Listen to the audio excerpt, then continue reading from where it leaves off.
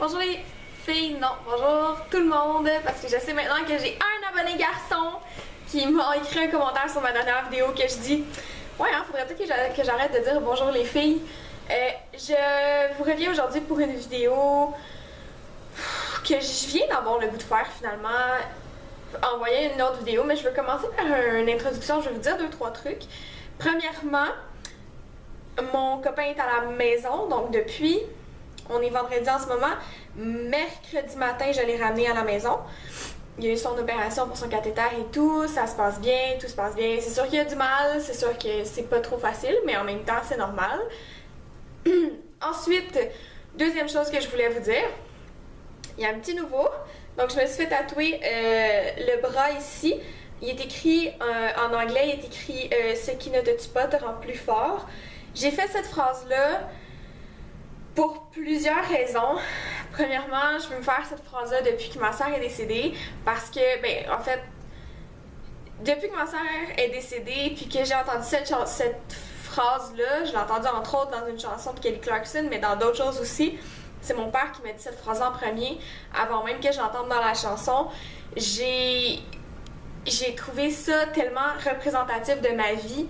C'est exactement ça finalement. J'ai vécu énormément de choses, malgré ça, je suis pas morte, je suis rendue plus forte aujourd'hui. J'ai trouvé que cette phrase-là voulait tout dire. Donc, what doesn't kill you makes you stronger. C'est vraiment une phrase qui représente en ce moment. Les cicatrices encore, là, j'ai des gales pis tout, c'est vraiment pas super beau. C'est pour ça que je vous le montre d'un petit peu loin. Mais vous allez le voir à l'avenir dans mes vidéos. Troisième chose. Aussi, j'ai fait le tatou un petit peu pour mon copain parce que je trouvais que ça représentait bien, si on veut, la situation dans laquelle il était en ce moment. Je l'aurais fait même si ça n'avait pas été de lui, c'est pour ça que je l'ai fait comme en ce moment, c'est-à-dire que il était à l'hôpital, je l'ai fait la journée avant son opération, c'était important pour moi, juste qu'il sache que j'allais tout le temps être là.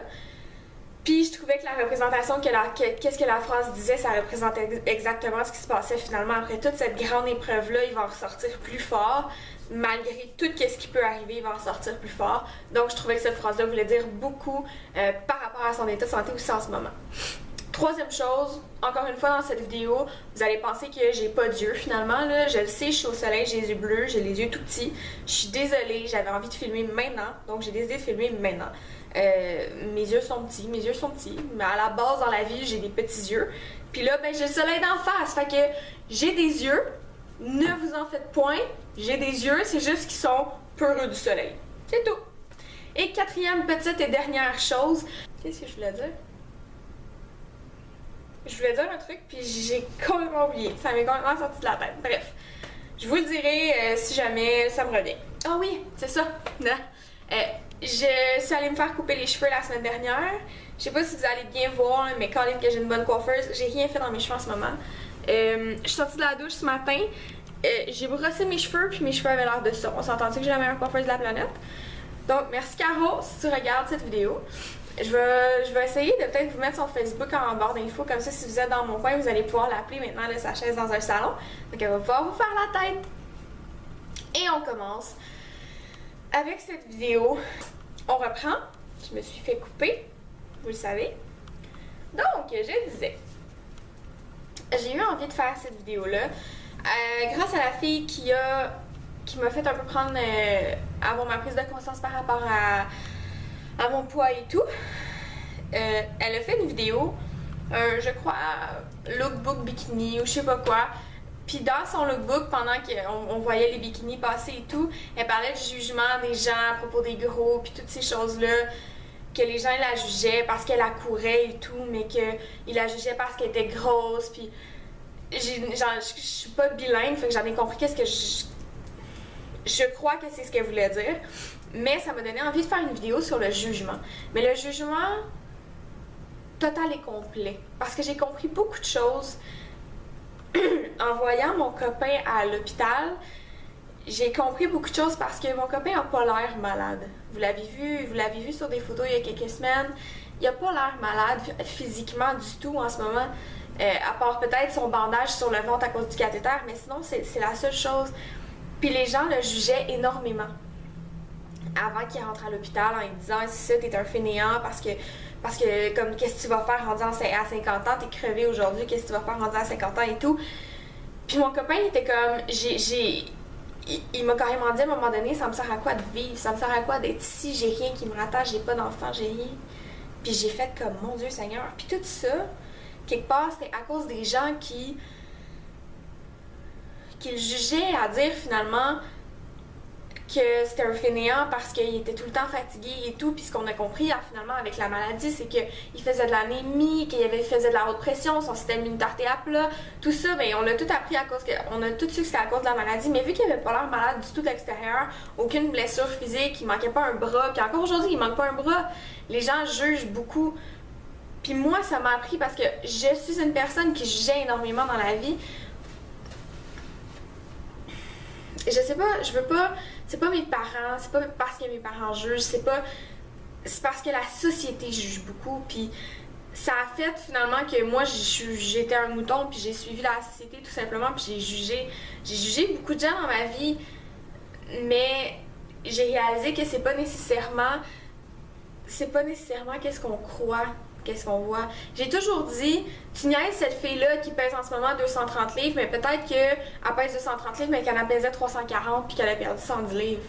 Comme, tu sais jamais qu'est-ce qu'il y a en arrière de ton jugement. Tu sais jamais qu'est-ce qui s'est passé avant dans la vie de cette personne-là. Tu sais jamais pourquoi non plus une personne a pris du poids. Ça peut être à cause d'une maladie, ça peut être à cause de plein de raisons. Moi, je veux pas me focaliser non plus sur le poids dans cette vidéo-là parce qu'il y a des jugements pour tout. Il y a des jugements il y a des jugements sur les nationalités des gens. Il y a des jugements sur moi, toi, tu viens d'un tel pays, donc t'es un ci ou t'es un ça, puis t'es un fainéant parce que tu viens de la Jamaïque, t'es un fumeux de pote parce que tu viens de la Jamaïque. Personnellement, moi, je crois pas à ça. Les Québécois ont des réputations de buveux de bière, puis je veux dire, j'en connais tellement qui consomment pas d'alcool ou quoi que ce soit, mais moi, je consomme pas d'alcool. Donc, ça m'a attristé quand j'ai réalisé que même moi, je jugeais beaucoup. Puis je vais probablement continuer à juger toute ma vie parce que notre société est comme ça, puis on peut pas changer une société en claquant des doigts. Je pense que beaucoup de gens ont compris que le jugement n'était pas nécessaire dans la vie, mais qu'il y a pas assez de gens qui l'ont compris pour que la société change. Moi, je vais faire attention maintenant au jugement que je porte sur les gens. C'est sûr que j'ai déjà jugé des gens par leur apparence, puis c'est ça qui m'attriste le plus finalement.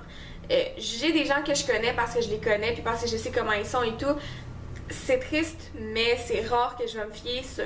C'est rare que je vais rencontrer une personne une fois. C'est sûr qu'il y a des gens avec qui on s'entend pas à la base. Moi, une personne qui est vulgaire, une personne qui se prend pour une autre, une personne qui essaie de dominer tout le monde, moi ça m'énerve, puis j'embarquerai pas dans son jeu, puis je me laisserai pas faire par cette personne-là, puis cette personne-là, j'en verrai tout simplement pas.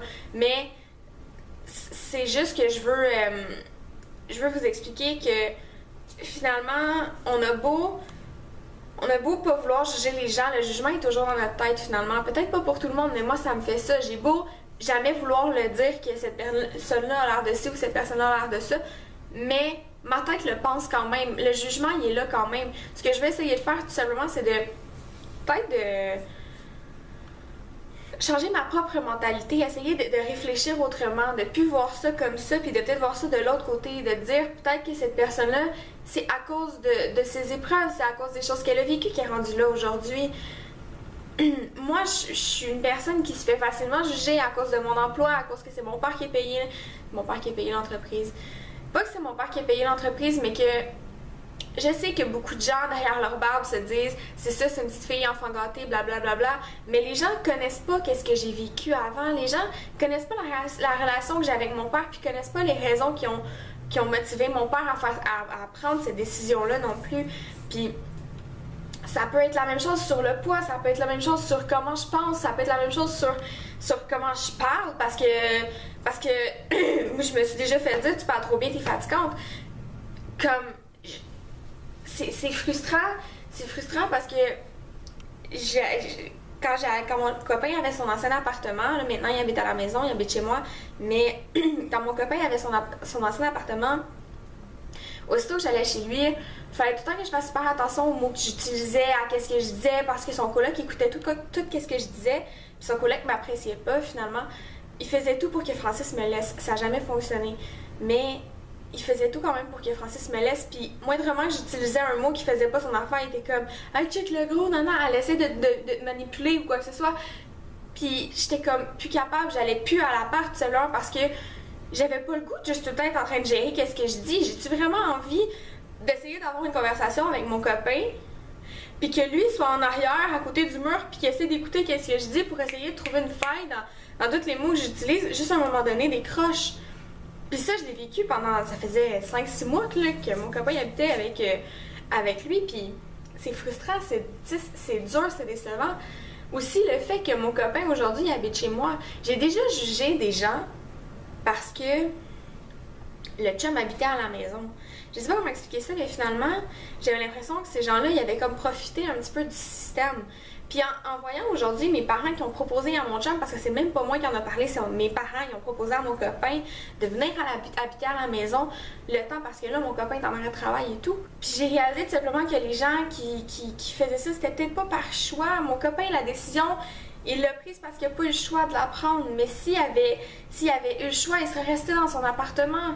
Puis il a juste finalement pris l'opportunité parce que c'est triste, mais il va probablement se ramasser avec un beaucoup plus petit salaire, puis tout ça, ben c'est... Tu peux pas garder un appartement puis espérer garder toute ta vie normale quand tu vis quelque chose comme mon copain vit en ce moment. Puis j'ai réalisé avec tout ce qui se passe que Colin, que je jugeais le monde méchamment puis pour des mauvaises raisons. Puis je veux juste essayer... en même temps, je me donne une prise de conscience à moi-même en faisant cette vidéo-là parce que je l'ai déjà dit, je pense, dans les vidéos, mais moi, je réfléchis en parlant. Je m'écoute parler, puis je réalise des choses en même temps. Fait en parlant en ce moment, je réalise que les gens qui sont... J'ai tout le temps jugé, probablement par manque d'envie de juste réfléchir par moi-même, puis juste par envie d'écouter toute la société. J'ai beaucoup jugé les gens qui étaient sur le BS. J'ai beaucoup jugé le monde qui était sur le chômage. J'ai beaucoup jugé. Puis je suis comme... Aujourd'hui, je suis comme... Ouais, mais je connais sa journée d'aujourd'hui. Je connais pas à cette personne-là. Je connais pas tout ce qu'elle a vécu dans les années précédentes de sa vie. Peut-être qu'elle a été blessée au travail. Peut-être qu'il peut avoir des millions de raisons. Puis je veux juste essayer d'arrêter de juger le monde parce que je trouve ça tellement facile, puis je trouve ça tellement... Je vais le dire, je trouve ça lâche de juger. Puis même moi, je le fais, là, puis moi, je juge pas personne en faisant cette vidéo-là, mais je veux juste me donner une prise de conscience à moi-même, puis peut-être vous faire réfléchir vous aussi si ça peut fonctionner. Mais, vous savez, on sait jamais qu'est-ce qui est arrivé dans la vie des gens avant aujourd'hui. Moi, quand j'ai vu mon copain rentrer à l'hôpital, mon copain savait le vécu que j'avais. Puis j'ai tellement pleuré au début, puis j'ai tellement été down, puis mon chum m'a pris dans ses bras puis il m'a dit, tu sais, je sais les épreuves que tu as vécues, je sais à travers tout ce qui t'est passé dans ta vie parce que ça fait quasiment 9 ans que je connais mon chum. Puis il m'a dit, je comprends que c'est difficile. Il a dit, je sais, je peux pas comprendre ton deuil que tu as eu, je peux pas comprendre les épreuves que tu as traversées avec ta mère, ta grand-mère à l'hôpital, je peux pas comprendre ça. Mais il dit, vis-le autrement, puis vis-le pas comme l'histoire qui se répète, vis-le comme une nouvelle histoire qui commence. J'ai trouvé ça tellement beau parce que il a essayé de comprendre qu'est-ce que moi j'avais vécu malgré le fait qu'il était même pas dans ma vie à ce moment-là finalement. Fait que j'ai trouvé ça tellement beau puis tellement comme juste incroyable de me dire waouh, ce gars-là il a pris la peine pendant que lui il est malade, c'est lui qui devrait se faire réconforter, c'est pas moi. Il a pris la peine de me prendre dans ses bras puis de dire je peux comprendre que ce soit tough. Je peux comprendre que mais en ce moment c'est pas de ça que j'ai besoin, j'ai pas besoin que tu pleures dans ma face. En ce moment, ce que j'ai besoin, c'est que tu sois forte à côté de moi parce que cette épreuve-là, je veux la traverser avec toi, puis je vais en sortir plus fort avec toi. Puis ça m'a tellement touchée, ça m'a tellement... Au début, quand il m'a dit ça la première fois, j'ai pleuré parce que là, à ce moment-là, je pleurais plus à cause de la maladie, je pleurais plus à cause de rien, je pleurais parce que je trouvais ça tellement beau, puis je le trouvais puis j'arrête pas de dire depuis qu'on est à l'hôpital, puis je le trouve tellement résilient, je le trouve tellement incroyable, puis... Comme qu'il ait pu me dire ça, je trouve juste ça magnifique, là. Donc voilà, c'est ce que j'avais à vous dire sur le jugement par rapport à ce que moi j'ai réalisé et tout. C'est sûr que je peux pas dire que je jugerai plus jamais de ma vie et tout parce que je pense qu'on peut pas changer comme ça. Tu sais, la société au complet juge, puis on est porté à juger tout le temps. Fait que je pense pas que je vais pouvoir changer comme ça du jour au lendemain. Mais je vais faire attention, puis j'essaie d'avoir une prise de conscience là-dessus. Puis si jamais ça vous a donné des idées, ben venez me parler, dites-le moi. Tous mes liens sont toujours dans la barre d'infos, mon Snapchat, toutes ces choses-là. D'ailleurs, pour mon tatou, les gens de Snapchat ont eu la priorité, ils ont vu mon tatou en premier. Donc voilà.